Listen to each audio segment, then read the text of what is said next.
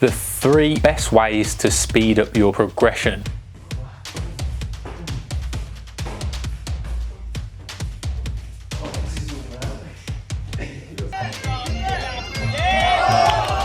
I'm just trying to recompose. Oh! Wez Tully's got different things in mind. This is superb. Oh! There's not going to be many positions he hasn't seen, but then Big liver shot there from Wez Tully. Yeah. And the ref. So going into 2024, I'm sure there's a lot of people entering martial arts gyms for the first time, or if not the first time, embarking on completing the goals they've set themselves for the new year. That might be your first interclub, your first fight, getting the next promotion in whatever martial arts discipline you're training in, and the like. So this video was inspired by a guy over on Patreon. Shout out to Tom, and he sent over the question: do you have any tips on other things I can read, watch to increase my knowledge? I already train, watch as much kickboxing, Thai, MMA as I can, but I'd love to understand more about what is happening and why. Any tips would be really appreciated. So I had a little think and thought I'll compile a list of 3 things that can speed up your understanding of the sport, therefore speeding up your progression. So not only have I competed and trained myself for a long time, I've also been training and coaching students, and these 3 things have worked particularly well with one of my students, Wez Tully, who's an amateur mixed martial arts fighter. He's had about 11 fights as an amateur now. He's done pretty well, fought all the top boys in his weight class, as well as having some Muay Thai, boxing and kickboxing fights. So things that took him from a beginner to, you know, a decent amateur to then being ready to turn professional in mixed martial arts and winning his professional Muay Thai debut by knockout. These 3 things really excelled him and took him to that next level, and you can just see the level up really quickly. I'll probably put some footage in this of his training and us training together. So the number 1 thing that he did, which is going to be the most common sense thing you can imagine to improve his progress,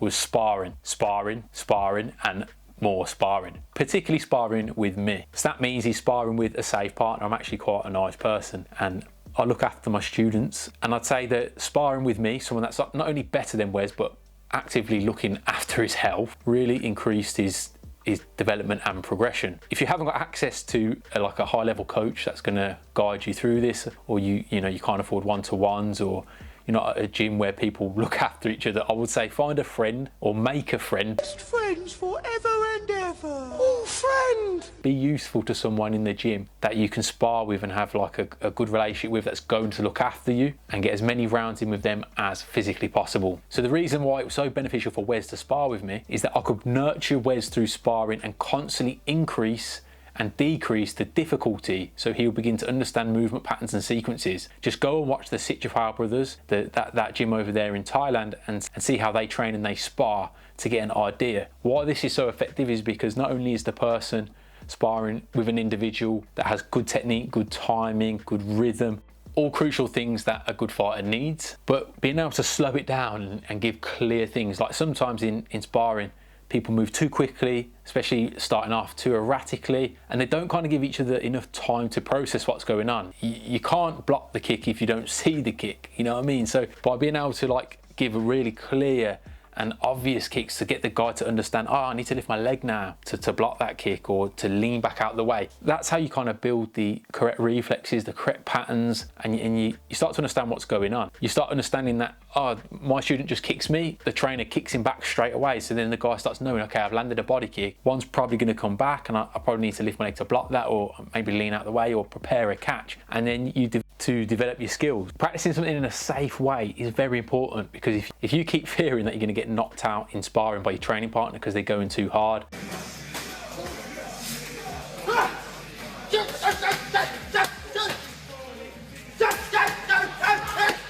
then you're never going to be in a position where you can try things and experiment and practice your technique. You're just going to be in survival mode all the time, and that's where you see a lot of these weird, again, erratic sparring. Erratic is a key word for beginners. It's just all over the place. They don't have a good gauge of power and strength, what is an acceptable level, and that's why I go with someone that's better than you, that can kind of show you that and go, no, that's too hard, or you know, hit you in a way that you feel safe and you relax, and then that takes away the tension and that negative energy in what you're doing. It's important. Again, I can't recommend enough getting someone that's better than you, that's also your mate, that's going to look after you, and getting them to do these rounds with you and teach you. So the second way you're going to really improve your rate of progression and development is watching fights. Watch fights. Go watch fights and then come and watch resources like this channel, like these videos, to give you context and understanding of what's happening in those fights. I highly recommend Jack Slack and his breakdowns. Go listen to his podcast, but his breakdowns, I think he calls them a filthy casuals guide. Go watch stuff like that. He's legit, man. I don't know, he's an anonymous guy. You never see his face. He might be a weirdo, but his fight breakdowns are brilliant, and his podcast is a laugh. English guy. Gotta love another Brit. But if you listen to his content for long enough, you'll just pick things up. You'll pick little bits up here and there. And then his fight breakdowns always revolve around strategies. He's got some great breakdowns where he picks individual components that particular fighter will do, and he kind of breaks it down, how they do it. Just go check out his stuff. If you watch his stuff, you can't go too far wrong. Another person that's worth watching is Sylvie Von Douglas. I think it's Sylvie Von Douglas. She's basically trained with all the legends from the golden era in Muay Thai and broken down the one-to-ones she's done with them and put them up on her Patreon. They're brilliant, and I've picked up some really great bits of knowledge from watching those sessions. Trained with the likes of Diesel Noy, Sagat, and yeah, countless others. And every video, you know, she's not like the best practitioner. She never claims to be either. So you're getting to see someone that's learning all the time. In every single session, the guy's going over fine details, and the way the Thais teach is very kind of bespoke as well. So as much as the Thais have their style, they kind of teach as they go. I really like the Thais way of coaching, particularly in one-to-one. It's not just like a cookie cutter thing. So like as they're training with you, they're picking up something that you're doing wrong and then focusing on that detail and then kind of showing you how they would do that. So obviously each Thai has their own particular style or maybe their own technique of doing things. Because it's quite bespoke, it means like every session would be different. So if you train with that Thai or another person will train with that Thai and their different body type or their different style, they're going to pick up different things. And that's what I find really valuable about watching these particular sessions with Sylvie. The Thais go over what they like doing, but then they're obviously applying it to kind of Sylvie's body and stuff like that. It's just really good. It's a really good watch. You're going to learn stuff from pretty much every video. So highly useful. And there's countless other ones on YouTube that are completely for free. Sylvie's got more stuff on her Patreon. Obviously, for a paid membership, you get access to more content, but she's still got plenty of stuff on a YouTube channel that's worth checking out. If you're a jiu-jitsu guy or like even thinking about, you know, competing in mixed martial arts, you need to learn some sort of grappling, go check out John Danaher. The reason John Danaher, everyone knows he's the man in terms of like he's coached Gordon Ryan and all the B team guys that have come from Danaher. They've all spent a lot of time with him. So he's, you know, doesn't need any introductions, but the best thing about him is when you listen to his tutorials is they're broken down to like the minute details. He'll explain how even like doing a simple shrimp is a really important fundamental movement that you need to put a lot of time into. It's not just like a warm-up sequence. When you go watch a lot of other tutorials and instructionals, you can see the move and you can't understand what they're saying, but then when you actually go to try it and apply it, you haven't even got the foundational movement patterns to be able to implement it.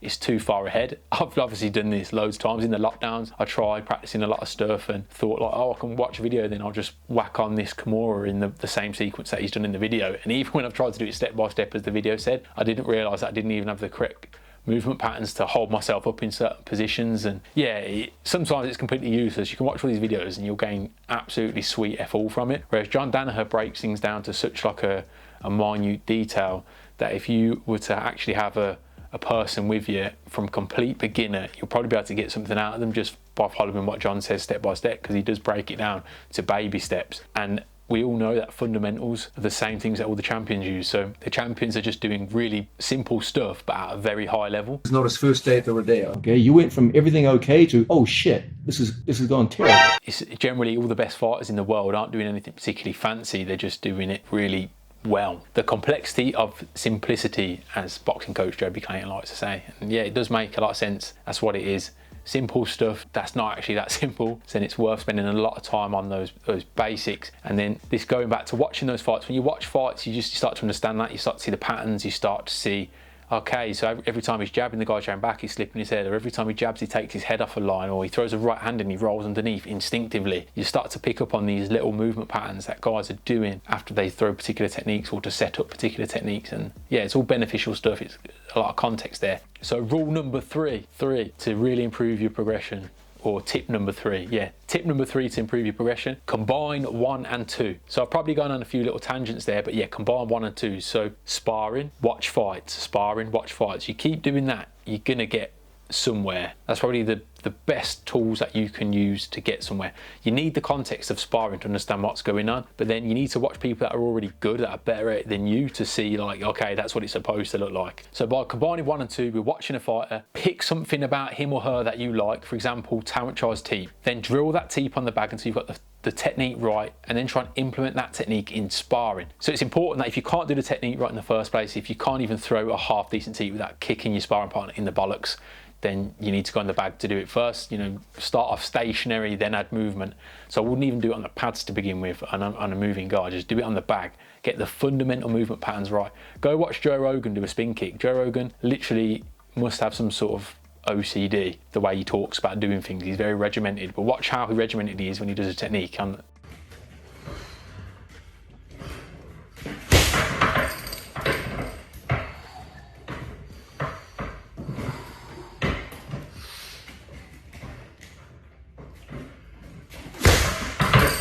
the bag doing his spin kicks. That's kind of how you should do it from day one. Just practice that particular technique over and over again. That's why Thais will do a lot of repetition drills. Their training sessions are like 3 hours long, twice a day. And a lot of those sessions, most of the time is spent just doing really basic stuff like a roundhouse kick or a push kick on the bag 50 million times. At the end of a session, you'll be absolutely knackered and they'll go do 200 kicks on the bag or go do 1,000 knees, like an obscene number. And that's just to get that movement pattern and that fundamental technique down pat. But then obviously going back to the point, you need to do it in sparring, and then by watching a good fighter do it and having that context of the sparring, that's where, you know, you're gonna get the results. The sparring will give you all the data you need about why and how that particular technique, in this instance the teep, will work and when it doesn't. Your opponents will defend it in a multitude of ways, and then you should try and take note of how they defended it. Did they run away and make it difficult to land? Did they catch the front kick and sweep you? So whatever happens, you need to take a little note of that and then go back and watch Tawanchai with that context of what happened and look at the ways he deals with the problems. So if he got his teeth caught, did he boot them away? Did he retract his leg and pull it out? What did he do to solve that problem? Or if this isn't happening, look at the timing of his teeth and understand why his may be better than yours. Is he just got perfect technique, or is it the timing? Is he? And then you got to start making note and being honest with yourself of why is that going wrong. A lot of the time when people start sparring, they're just, one exchange isn't meaningful to the next. So it's like every time it's like new again. The guy lands a jab, then there's a push kick, then there's a Superman punch, and there's no rhyme or reason to it, and one thing's not leading to another thing. So when you start understanding that in fights people are building, they're not just throwing random moves or like button bashing like it's Tekken. Everything kind of means something. So if you're just going into that spar with a job to do, and this is something that I've done as a coach, going back to Wez, I've guided him through and I've given him jobs to do, or like a problem to solve. So when we're sparring, I'll just teep him constantly and make him have to defend that 1,000,000 times in the spar, or I'll just limit myself to roundhouse kicking, right roundhouse kicks, getting him used to blocking that roundhouse kick or leaning back. So when he comes in with a 1-2, I'll take the 1-2 and I'll kick him straight away and letting him know that, like, you know, what you're going to do now if a guy's doing that, how you're going to adapt to that problem. It's problem solving. So you have to be able to understand that things mean something. So if you give yourself a job sometimes, or handicap yourself, I'm going to practice Tawanchai's teep, I just want to look like Tawanchai, and that how he does that teep is brilliant. So I'm going to spend this 3 minutes, rather than just trying to win the spar and just trying to beat the person, I want to be like Tawanchai, and I'm going to try and get that teep off as many times as I can. And it might be a case of you try that teep and you get swept on your arse straight away. This is where guys let their ego get the better of them. They stop doing it then. They tried it, it didn't work. Oh, I'm not Tawanchai, but my 1-2-3's been working, and I'm just going to stick doing with that and keep doing that same thing. But you're not getting any better anymore. That's when you stagnate. That's when you hit your proverbial ceiling, your glass ceiling. So it's always about like hiring that ceiling. Okay, so I'm good at this now. I've got my jab down pat. I'm landing my jab all the time. I'm jabbing, then I'm slipping after. I'm jabbing, I'm not getting hit at all. Okay, now we need to build. Well, what can we land on top of that? How can we layer the cake? How can we build and round our skill set and add more things into our toolbox? And that's what you should be looking to do. So I've gone on loads of tangents within tangents there. There's probably about 15 subjects within those 3 things, because yeah, that's just how my brain works. But if you just do those 3 things as a fundamentals, get a sparring partner that you trust, that is safe, that will look after you, and get lots of rounds in, lots of safe rounds. Don't go heavy to your head. You need your brain. It's valuable. I promise you. Please don't go in there try and knock each other out. You're wasting your time. Just go 50% light sparring, enjoy it, have fun with it, get the rounds in, watch loads of fights, and if you can, watch extra content like YouTube, or find someone that you like and go onto their Patreon. You can watch this on Patreon. other stuff on there, and invest in some resources, maybe get some tutorials, and that's going to help as well. That's all kind of like one category of just watching fights, watching stuff, watch stuff. That's always going to be helpful. And then the last one is combine those things. So watch something and then be honest with yourself, watch something and then give yourself a job. So go back to your sparring rounds with a job. Okay, I like Raymond Decker's, or, you know, his inside pressure boxing style, or, you know, I like Sugar Ray Leonard and his jab. I was watching him and he's a fantastic jab, and I'm not good at jabbing, so I feel like I want to improve on that. So I'm going to find all these fighters that are really good at that one particular thing that I want to get good at, and then I'm going to try my best to do that in sparring in a safe way, in a safe and controlled manner. Don't find, who can I think, Shower Bullet. Don't be Shower Bullet, because Shower Bullet is extremely dangerous and he throws techniques that cannot be thrown in a very safe and controlled way, particularly if you've never done it before. Shower Bullet throws hook kicks and spin kicks and all sorts of nasty techniques that you probably shouldn't be doing in the gym, particularly if you haven't been doing this for very long. So that's not going to make you any friends. That's not going to make people want to make you get better. You're going to make enemies. We don't want enemies. So that's everything. That was probably way too long of a video, but hopefully there was some useful content in there for you. Shout out to the patrons. Again, shout out to Tom for inspiring this video. I hope this was useful to you, mate. And if you want to follow me over on Patreon, you can, and ask me questions over there. Send things into my inbox. I've got plenty of other breakdowns and training tips over there. Pro striking out. I'll catch you later.